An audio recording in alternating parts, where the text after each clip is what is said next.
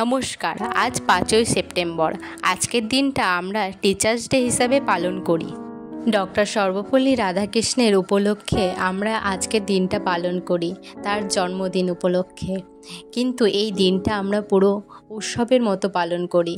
আমি আমার ভিডিওর মাধ্যমে সকল টিচারদের প্রণাম জানাতে চাই। এই দিনটার সাথে সকল ছাত্রছাত্রীদের খুবই ভালো ভালো স্মৃতি জড়িয়ে থাকে, তেমন আমারও অনেক স্মৃতি জড়িয়ে আছে এই দিনটার সাথে। আমার স্কুল লাইফে 1 মাস আগে থেকে আমরা ডিসাইড করতাম স্যারকে কী দেব।